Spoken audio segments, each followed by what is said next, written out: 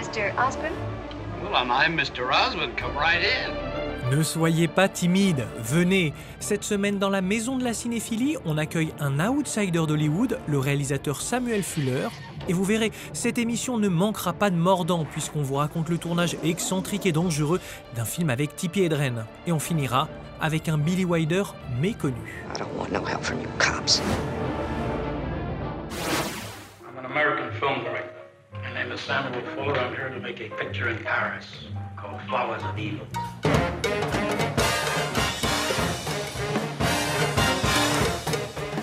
Dans le cinéma de Fuller, on prend des coups, parfois on en donne. Au final, ça sent la poudre. Heureusement, il y a des filles sexy comme des poisons et des soldats par légion.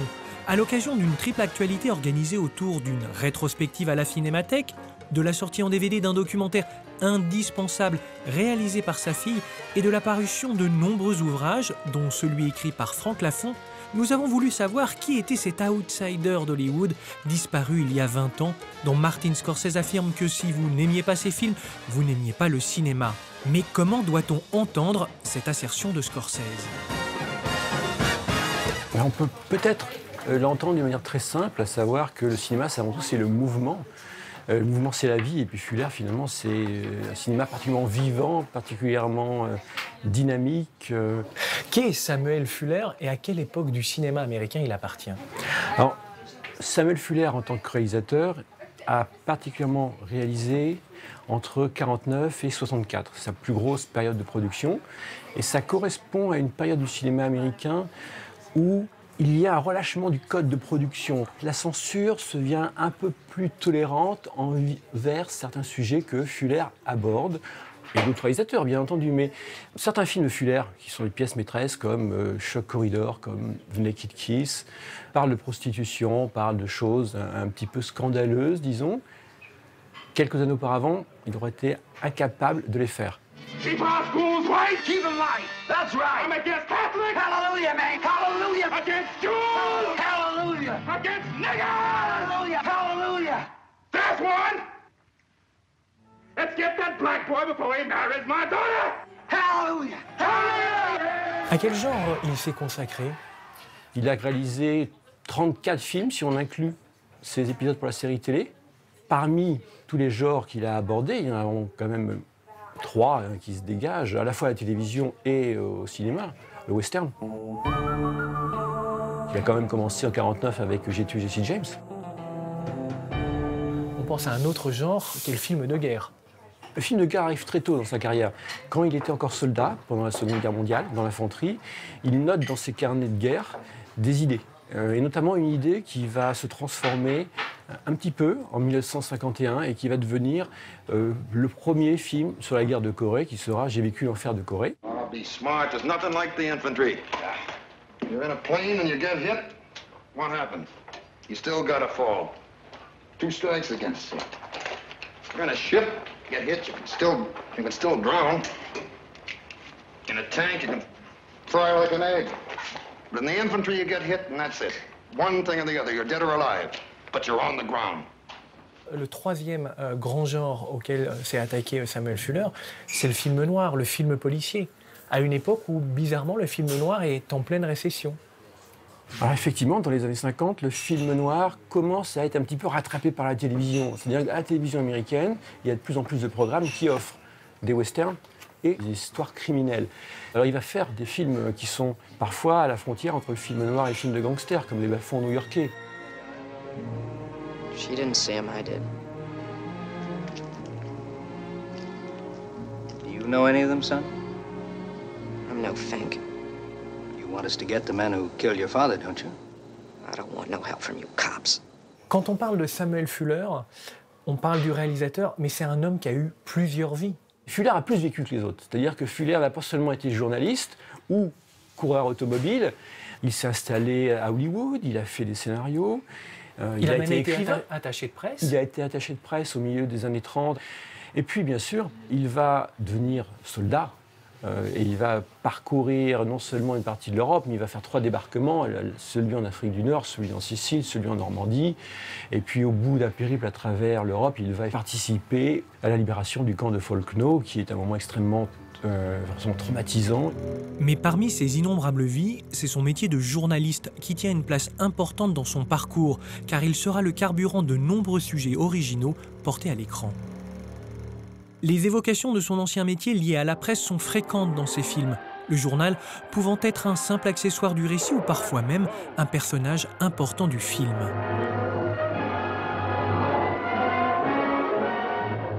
Dans certains films, par exemple, La Maison de Bambou, il y a un personnage dont tout le monde se demande ce qu'il est.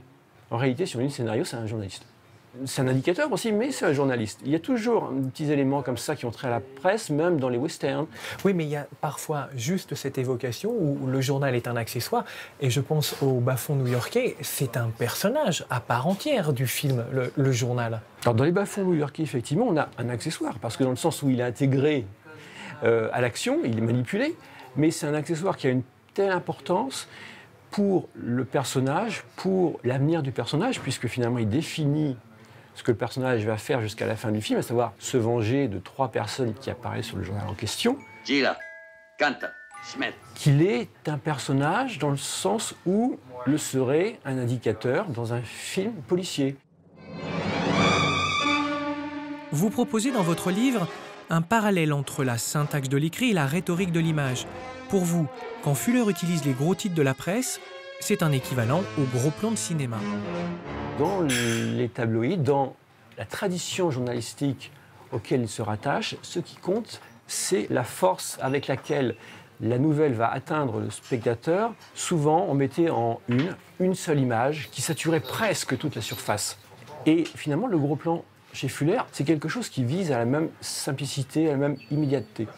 On va finir avec le mot de Mark Hamill, que aujourd'hui les spectateurs connaissent parce qu'il est le Luke Skywalker de la première trilogie de Star Wars. Il a tourné avec Fuller en 1980 et Mark Hamill a ce mot pour définir Fuller. Il dit « c'est un exubérant ». Qu'est-ce que vous diriez, vous, pour définir Fuller? Je ne sais pas si je pourrais trouver mieux, parce que finalement, le cinéma de Fuller est à son image. Et c'était quelqu'un d'exubérant, c'était quelqu'un d'expansif, c'était quelqu'un qui vous prenait le bras quand il vous racontait une histoire, c'était quelqu'un qui vous happait. On pourrait peut-être rebondir sur cette idée pour dire que c'était avant tout un conteur. Cut, you get it? Okay, cut. Hello. What are you doing? C'est le tournage le plus dangereux de l'histoire du cinéma. 110 lions, tigres et léopards, 2 éléphants, une inondation, un incendie et des centaines de points de suture. Roar est un film sauvage dont le titre est à prononcer, avec en tête le rugissement du lion. Oh,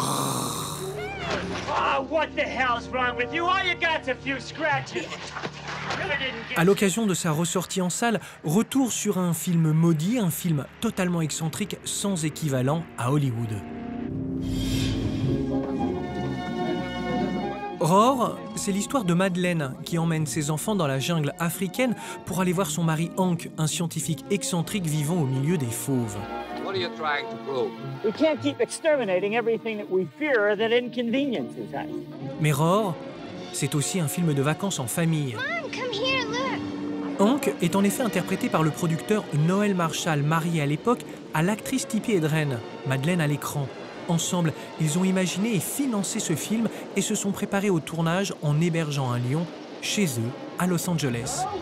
Ils embarquèrent dans leur folie la jeune Melanie Griffith, fille de Tippi Hedren, et John et Jerry, les fils de Noël Marshall. Avec un budget de 17 millions de dollars, Roar est à juste titre considéré comme le film de famille le plus cher de l'histoire. Vous trouvez ça dingue? Oui, mais vous n'avez encore rien vu.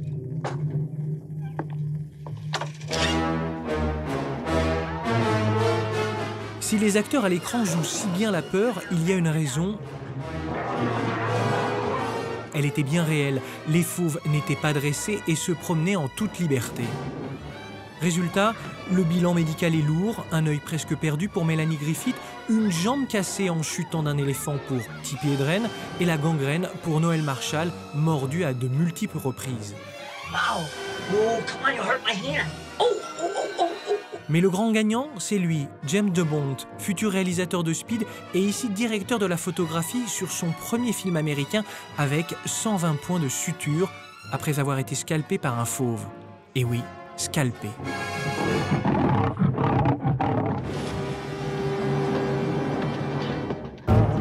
Est-ce que tout cela valait le coup ? Eh ben même pas. Producteur heureux de L'Exorciste, l'excentrique Noël Marshall dépensa sans compter de sa poche, allant jusqu'à hypothéquer la maison qu'il partageait avec Tippi Hedren pour financer Roar. Produire en toute liberté, pourquoi pas, mais un incendie et une inondation du plateau plombent le budget de 4 millions de dollars, retardent le clap de fin de 4 ans, et alors que le scénario fut entamé en 1969, le film n'arrive dans les salles qu'en 1981, 12 années et 17 millions de dollars plus tard. Problème, le film ne rapporte que 2 millions de dollars, même pas dans le 8e de son budget. Tippi Hedren et Noël Marshall se séparent 1 an après sa sortie. Roar est un monumental échec commercial, mais aussi un film unique en son genre. Espérons qu'il le reste pour le bien-être de nos stars de cinéma. Son nom est régulièrement associé à la comédie, au rire léger de certains lame shows et ses temps de réflexion, mais Billy Wilder était bien plus que cela. Let me tell you the first chapter. It all starts one wet afternoon about 3 years ago. À l'occasion de la ressortie en DVD de l'une de ses œuvres majeures, Le Poison, arrêtons-nous un instant non pas sur le réalisateur disparu en 2002, mais sur l'auteur, le scénariste. What's this place? Billy Wilder, c'est un ton, un style caractérisé par une manière de concevoir ses récits entre le sarcasme, le cynisme et la morale. What is this place? This is Hangover Plaza. Mais avant d'être l'homme aux 6 Oscars, peu le savent, Billy Wilder était journaliste, un journaliste et une plume star du Berlin d'avant-guerre. Et c'était un peu entre le journaliste de faits divers et le journaliste mondain. Et c'était une figure un peu célèbre de cette Allemagne des années 20, ce qu'on appelle l'Allemagne de Weimar, des années folles. Il fuit donc en France avec l'arrivée d'Hitler au pouvoir, donc il lui fait très peur. Et ensuite, en fait, il est appelé à Hollywood. Et Wilder va notamment travailler avec Ernst Lubitsch, qui est le roi de la comédie. Il va écrire pour lui. Et c'est là où il va se faire vraiment remarquer. What are you doing now? You're going to get an egg shampoo. I am not. La volonté d'auteur de Wilder, elle vient du fait qu'il était journaliste avant, donc il signait ses papiers. Il faut savoir qu'à Hollywood, à l'époque, le scénariste, il a très peu de place. En gros, il écrit le scénario et le film est tourné par quelqu'un d'autre. Et Wilder, ce qu'il va faire, c'est qu'il va vouloir en fait tourner ses propres films. Ce qui fait qu'il va s'imposer en tant qu'une figure en marge d'Hollywood. Et c'est comme ça, d'ailleurs, qu'il va réussir à faire ses propres films. Après un premier film en France en 1934, Mauvaise graine, Samuel Wilder, surnommé Billy, est donc adopté par un Hollywood en quête de sang neuf et signe scénario sur scénario. How old are you? 12 next week. You're pretty big for 12. Il ne passe derrière la caméra qu'en 1942 avec Uniforme et Jupon court, le début d'une carrière américaine de près de 40 ans, mais des débuts compliqués. Hello? Hello. What is it, child? Oh, nothing. I'm Are going... you lost? Yeah. Oh, sort of. I mean, are you in the right car? This is car 64. Is it? Drawing room G. On a donné ce film à faire à Billy Wilder pour un peu le calmer. C'est-à-dire que c'était un scénariste qui prenait énormément de place à Hollywood et il s'engueulait beaucoup avec ses réalisateurs. Et à un moment, les studios ont dit bon, on va laisser Wilder faire un film, il va se planter et puis comme ça, il va arrêter de nous prendre la tête et d'essayer de voilà. Et ce qui va se passer, c'est que petit à petit, le film va pas être un très grand succès, c'est un film très commercial, mais c'est un premier pas de Wilder. Et en fait, il faut attendre 2 années ensuite, donc en 1944 avec Assurance sur la mort, qui est un film noir, où là, Wilder va vraiment marquer les esprits très fortement, parce qu'il donne à ce genre-là une touche un peu supplémentaire. Une première incursion dans le registre du film noir qui sera dès l'année suivante suivie d'une autre. Le Poison, c'est l'histoire d'un écrivain sombrant dans l'alcoolisme. That's all. Come on, Ned. Come on. I'll let you have my typewriter. I'm no writer. You're the writer. Please. Now go away. Please, Ned. I mean it. Get out of here. Le Poison, c'est un film très dramatique. En gros, c'est un film sur la déchéance d'un personnage. Mais en même temps, Wilder lui apporte une humanité, une émotion, qui fait que ce film est resté comme un grand film sur notamment la dépendance, J'ai l'impression en fait que les films de Wilder ont en commun l'humanisme en fait, c'est-à-dire la recherche et la capacité à donner à des personnages qui ne sont pas forcément des personnages positifs une forme d'humanité. Sauf que humanisme, pour le coup, chez Wilder, ça peut étonner parce que c'est plutôt un cynique, c'est plutôt quelqu'un qui aime le sarcasme, qui se moque. Mais je trouve qu'avec Wilder, avec ce Wilder-là, on montre aussi que c'est un grand directeur d'acteurs et un grand créateur de personnages. C'est-à-dire que La Poison ne tient que sur le personnage de Rémi Land et sur la justesse de cette écriture. Quand il fera des comédies un peu plus tard, il y aura un peu plus d'artifices et d'effets qui font qu'on verra moins ce talent d'écriture-là. Billy Wilder est d'accord un réalisateur adoubé, mais c'est avant tout un auteur encore trop mésestimé. La semaine prochaine, on compte sur l'apparition de Xavier Giannoli. On réunira pour vous James Stewart et Robert Mitchum.